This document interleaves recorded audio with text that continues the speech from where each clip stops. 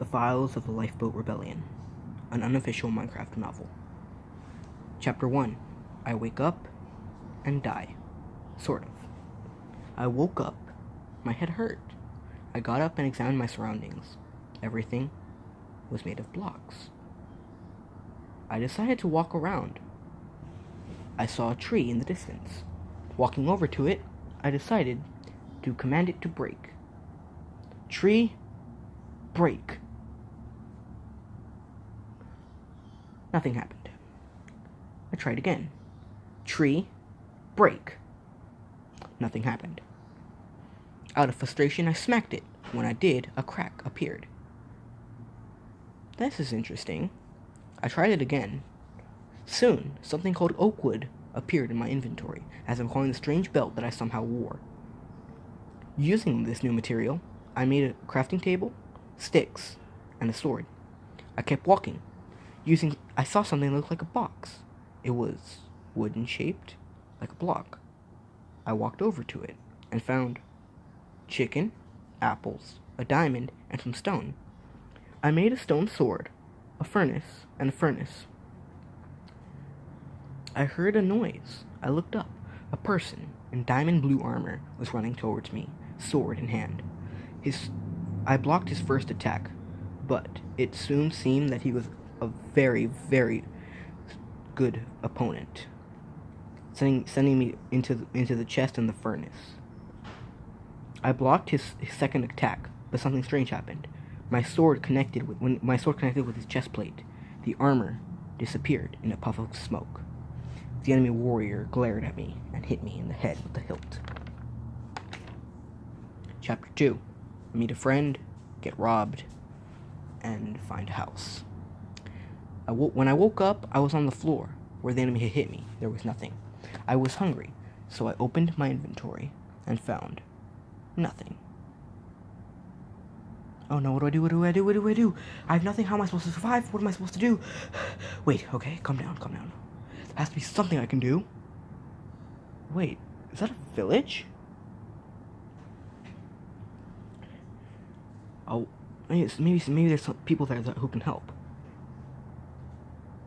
Walking over to it, I found a person. G'day, mate. Hello. Can I stay here? Well, you would have to ask, but I guess I can fix you up. Thanks. I'll go talk to the person in charge. He pointed to one of the cabins. Just stay in there for now. I'll be back. Okay. He said his name was Placid because at sometimes he was calm, but at sometimes he could get very mad. Placid.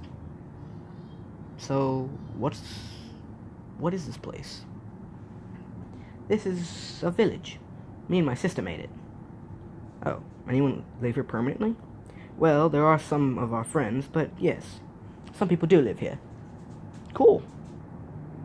Here, I brought you some bread. Thank you. We talked about what we would do the next day, when suddenly two men walked in. One had a golden helmet and an iron sword. The other had a leather helmet and a golden sword. Who are you? I demanded. Thieves, Golden Chestplate answered. Yeah, so give us your gold, mate, said Leather Helmet. Okay, I said. I gave Leather Helmet some gold. Here's mine, mate, Blaster said, pulling out a golden axe. He tossed me an iron sword. The thieves looked at each other and backed up. Then they attacked. Placid threw his axe, and Leather Helmet went down. Golden axe, chest deep. I attacked Chestplate, but he punched me, and on my left, Placid had picked up his axe and attacked. Chestplate ducked, and his sword slashed Placid across the chest. He fell to the ground with a thud. I ran forward, but Golden was gone, with our resources. At that moment, his sister burst in. Isla, I think he called her. Bow and arrows in hand. What happened? We were attacked.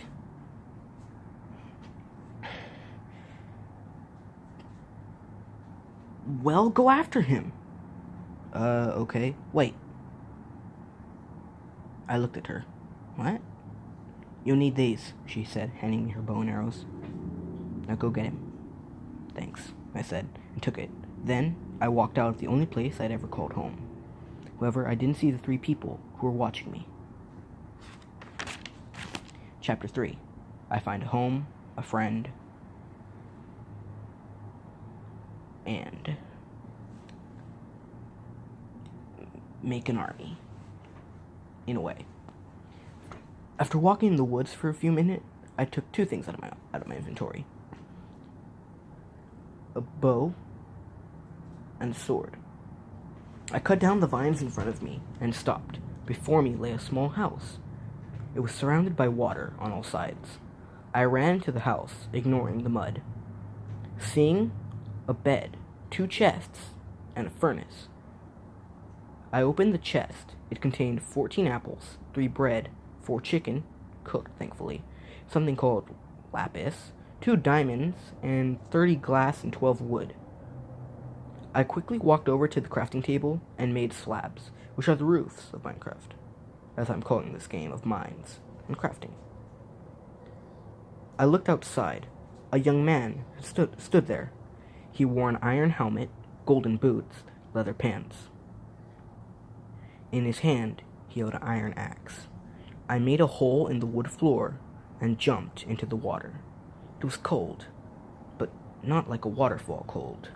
It was cold in a way that would get inside your skin and freeze you inside out. It was the water was black and murky. I looked out. The man had replaced his axe with a glass bottle, which he filled up and drank. I snuck up behind him, sword ready, and said, "Who are you?" He stood up and was going for his axe when I said, "What do you want?" He turned around and said, "My name is Jason." Then he asked, "Who are you?" "I don't know," I said. "Can I go into your house, please? It's starting to rain." I looked up. He was right. "Okay, but don't try anything." "Okay." He bent down and grabbed his water bottle and axe. He gave me the axe handle first and drank the water. "Let's go inside," he said. We walked in and ate dinner of cooked chicken. He said that he was a traveler and was looking for work. I agreed to let him stay. Pulled out his items from his inventory: 4 apples, a cooked rabbit, and a book. We went to sleep, and I was scared that he was going to try to attack me, but he didn't, thankfully. Our breakfast composed of 5 apples and leftover chicken. He said that he would go hunting. I gave him my bow, 4 arrows, his axe, and the cooked rabbit.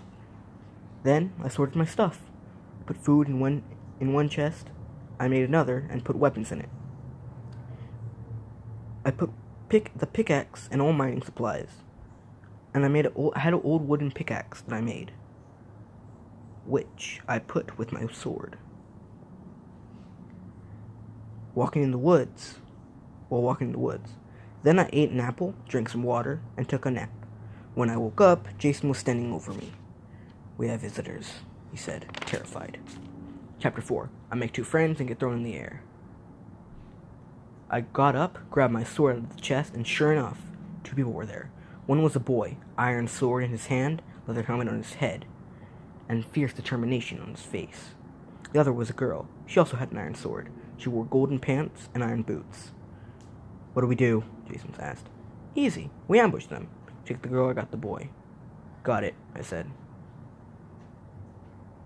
"Jason?" "Yeah?" "Don't kill them." "Oh, man." I swam in the water, right under the boy, and knocked the grass and sand out from under him. He fell with a splash. The girl tried to run, but was tripped and tackled by Jason. "Nathan!" She was able to scream before being tackled and unarmed. I grabbed the boy's ankle and as he tried to get up, and he fell. Another guy, wearing iron chest plate, ran down with stone sword in his hand. He tackled me, but I threw him off. I ducked as the first guy swung his sword at me. I kicked him into the water. The guy behind me, Nathan, I think, tackled me from behind. He raised his sword, but I blocked and threw sand at him. He fell, and soon he was in the water. their armor not helping them stay afloat. The girl, on the other hand, was lying against a tree, groaning. "What did you do?" I asked Jason. "She's knocked out. She'll be fine, I think." Oh boy. But before I could start arguing with him, the two other guys finally got out of the water and charged us. Jason knelt and threw clay at them. The first guy, Nathan, tripped and fell, taking the other guy with him. We took their swords and weapons and used some vines to tie them up. "Who are you?" I said. "Nathan," one said. "And this is Player." "Okay. Who do you guys want to team? With guys that try to kill us? Who are you?" "Yeah," Nathan interrupted. The girl started getting up. "I'll check that out." "We will let you go free," I said, and cut the ropes. "Do you have any friends or allies? We need all the help we can get." "Why?" Player asked. "Because I have a score to settle with the pros." I told him about Player and Isla. "Mercenaries," Player said angrily. "We'll help you. Thanks. Now come inside. You can stay there. Also, do you have allies?" I turned to Nathan. "Do you have allies?" "Yes, 15 of them." "Who are these people?" said a voice. We turned, and there was Rose, who I think that's what they called her, sword in hand. Jason had a black eye and had a sword at his throat. "Whoa, calm down," Player said, and then explained who we were. Later, over a dinner of chicken and bread, we talked about what to do the next day. Rose, Player, and Nathan set off. I stayed home. A pro assassin, I believe, tried to ambush me. I shot an arrow, but it missed, impaling itself in the wall. I swung my sword, and the pro slumped to the ground. Soon his body disappeared, and his armor was on the ground. I now had full diamond armor and a diamond sword. When my friends came back, they tried to attack me, but before they could, I told them what had happened. Everyone got into arguments about who was in charge. Before a fight could break out, everyone stopped talking when I walked in. I was surprised, but then I remembered that I hadn't taken off my armor. Soon, I was leader. But then night came, and monsters came out. One picked me up and threw me in the air. Luckily, I landed in the water. The next day, everyone went hunting or fishing. I, however, made a lot of stone swords, and when everyone came back, I found that most of them had no weapons. Later, at night, when we were ready to fight the mobs, I gave them weapons, thus earning me the nickname Rock. Later, someone said I was the axis of the team, and I made everyone not kill each other. Well, more than they want to. Later, the next day, a few pros were yelling at me, calling me a coward, and that I was not, and attacking my friends. I said that I would attack them with my army. We prepared for war. On March 22nd, we would attack. I had some of my friends make plans to make a siege tower. A few days later, we were ready to fight.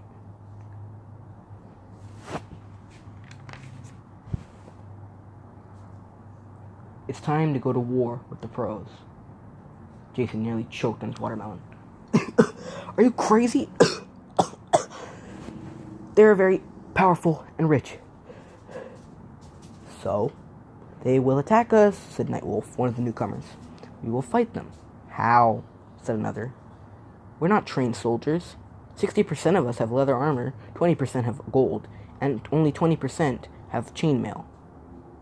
So, we don't have that much, and only 20% have chainmail. They have full diamond armor, and can hire mercenaries and bounty hunters. More than one of us, he said, looked at Rose and Jason, have criminal records with the admins. Yeah, and who made you leader? Nightwolf said. Just because you have diamond armor doesn't change anything. You're still not good at PvP.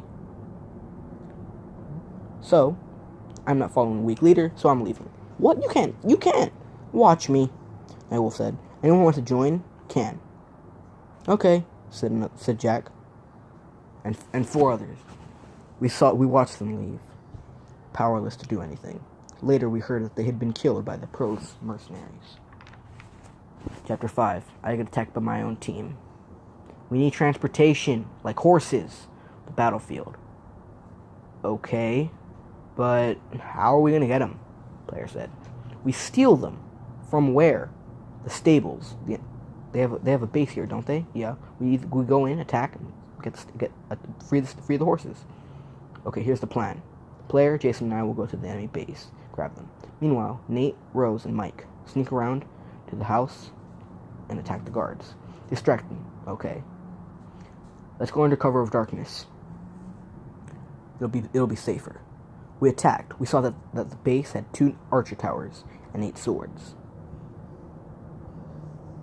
We need reinforcements, or we won't survive. Okay. Let's get the group together. All 17 of us attacked. The 4 archers were picked off easily, not before 2 of my swordsmen, went down. I dodged an axe blow and cut my enemy down, swiftly. An enemy soldier knocked my sword out of my hand. An arrow took him down.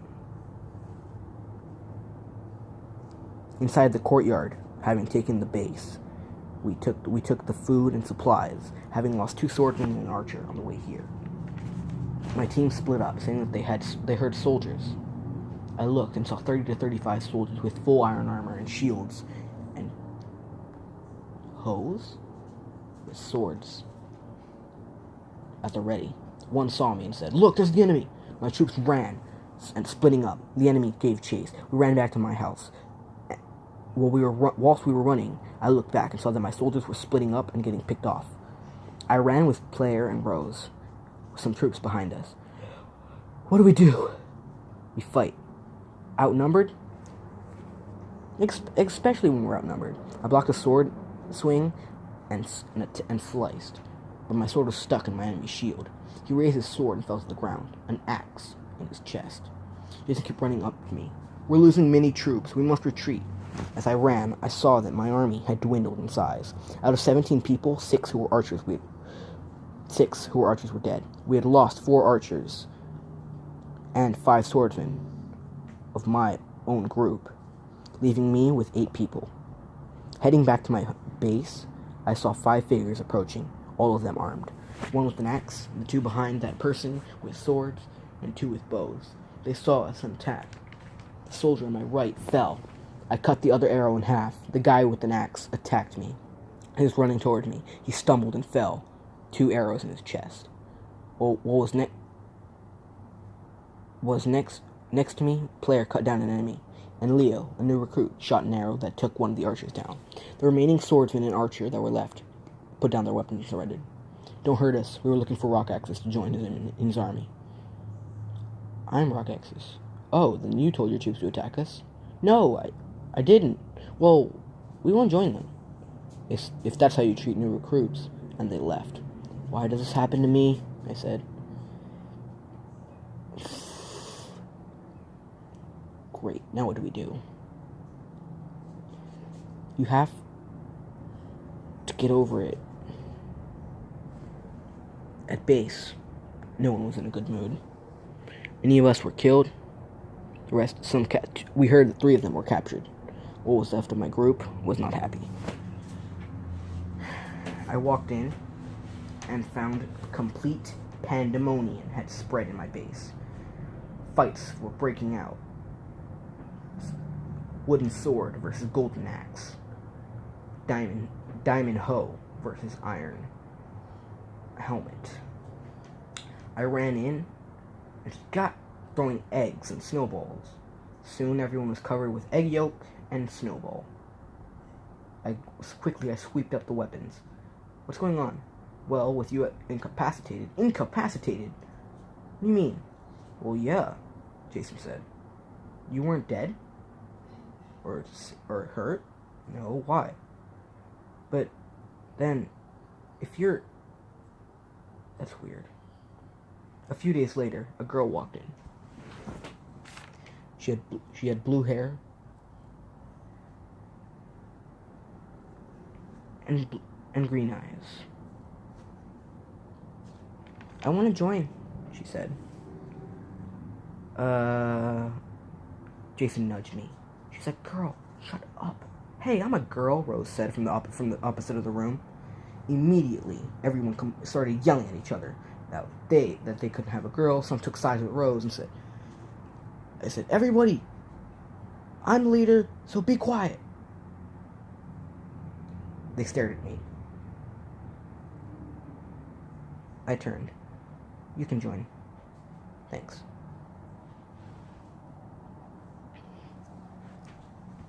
We prepared to attack, armed very well. As we went mining down to the cave, we heard a noise. I turned, and there was a very odd creature. It had a square head, a prism body, and 4 stubby legs. It began to glow green and white.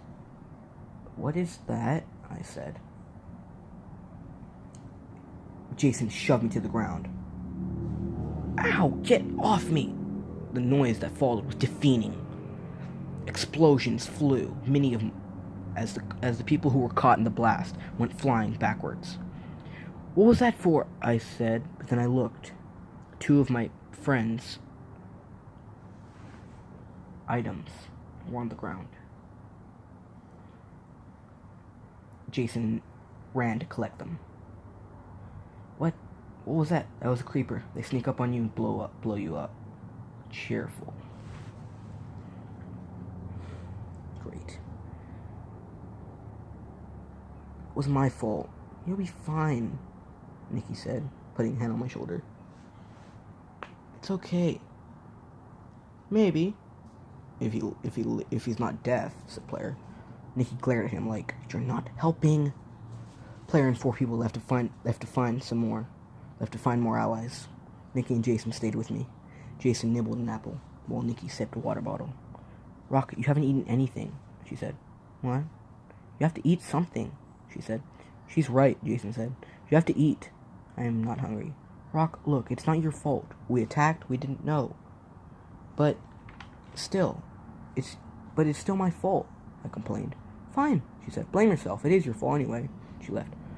I'll go talk to her. You get some sleep. The next day was the first day of May. Only 21 days till our attack. Nikki walked in. Rock, I'm sorry. I mean it. Okay? Okay, I said. She smiled. Good. Then out of nowhere, she turned and kissed me. I stepped back. I'm not radioactive, she said. Oh, that's good. Wait, you're not? She punched my arm. Come on. So, what's your history with Magnus, indicating the pro who we were planning to attack? Nothing. Okay. She smiled. Thanks. Am I interrupting something? Player asked. Ah! Nikki blushed and stepped away. I have archery practice. She ran off. What was that about? Tell you later. Okay. How are preparations? Player's face lit up. Great, we have 35 new people. Whoa. That's a lot. Where are we keeping them? Underground, the cave system. The one that was attacked, that the creeper was in? No. Another one, next to it, a couple blocks away. They're very hard workers. That's good. How's our food supplies? His face darkened. Not good. We have 41 people to feed, and 2 farms, and only 14 bread, 2 chicken. The farms will give us 18 bread and 3 beetroot. It's not enough. True. Also, he held out his hand. We caught 3 fish. Good. Wait, 3 fish? I think that's enough for each person for one day. Also, he said, Magnus threatened you. What? Yeah, he said he would kill you, make Nikki's wife. Oh, yeah, she's not going to be happy about that. Jason ran in. We're under attack! What? How did they find us? Don't know, Jason gasped. They have a lot of mercenaries. And what it looks like to be their elite honor guard. I ran into the fight, my troops behind me. When suddenly, from out of nowhere, arrows flew. My archers tried to return fire, but we failed. A guy with an axe and a sword took out 2 of my men. An archer shot a flaming arrow. It hit one of the soldiers next to Magnus. He returned fire, killing 4 instantly. He then grabbed a sword and proceeded to defeat 5 of my men single-handedly. The battle was not going well. Jason threw an axe. Magnus deflected it easily, cut down Jason, slicing through his leather tunic. Retreat! I yelled. As we left the battle, Leo said that we had lost 15 people and 15 were captured. Leo's eyes widened, and he fell off his horse. I saw why. In his back was an arrow. I looked back. A mercenary with green eyes and auburn hair smiled at me. She aimed an arrow, but missed. It hit Player's arm. We retreated to my house. There we nursed his wounds and kept moving to Nathan's house. Went underground. You have a secret base? Yeah, it's convenient. I'm not gonna ask. We need to hide Magnus. We need to hide Magnus' soldiers looking for us. How many? 8. Why? Well, let's attack. We're outnumbered. Even better. 3 arrows hit the 3 soldiers in the back of the squad. The other 2, who we thought were carrying swords, had bows. And Mike, another soldier, and Luminate and Nathan went down. Player and I retreated, chased by 4 soldiers. I pulled out a bow and shot the soldier in the front. The other one took cover and shot the wall behind me. My next shot didn't miss. I thought we were out of danger when Magnus came running down in the tunnel, his archers behind him. Knocking my arrow aside, he yelled, "Surrender."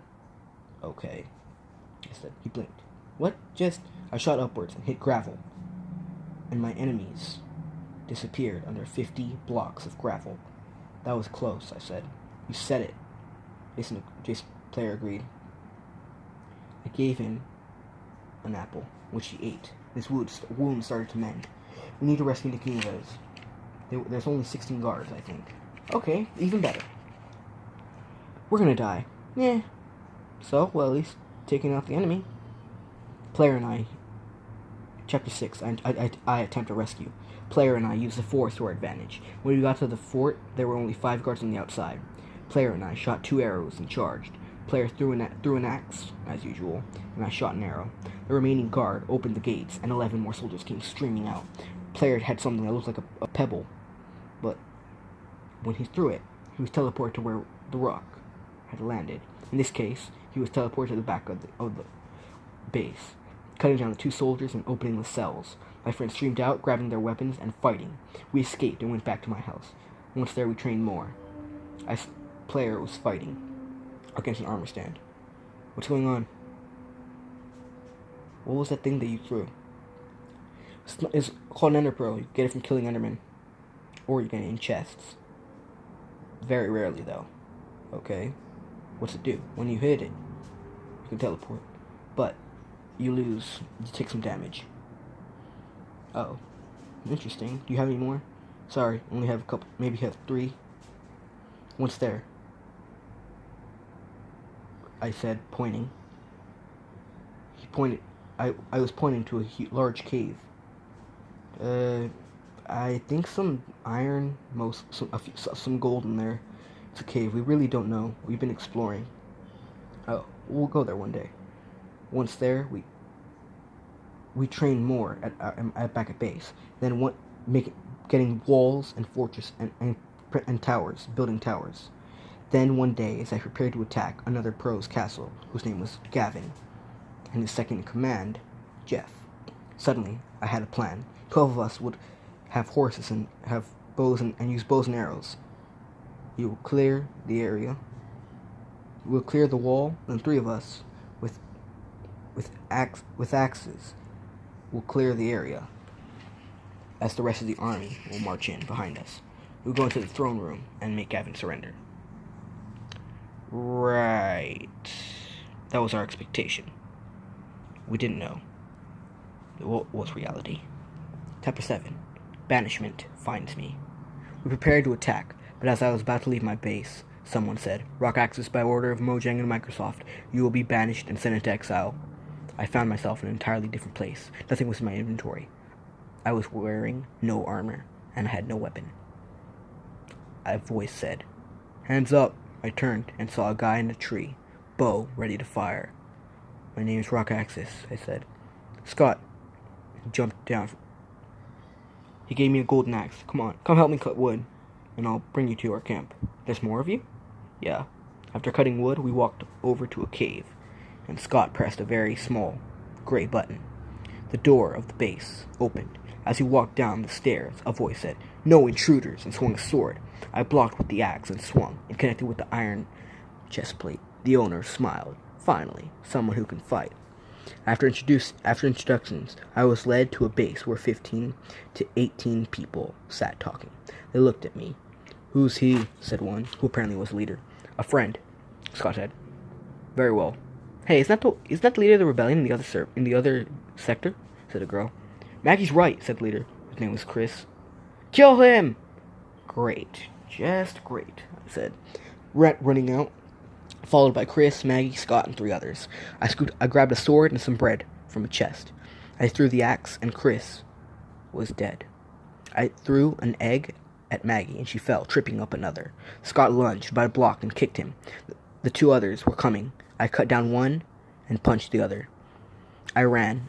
I saw a ravine and jumped in, trying to hit a pool of water that was in the middle. I jumped and fell into the water. Then everything went black. Scott looked down into the ravine. "No one could have survived that jump. He's dead."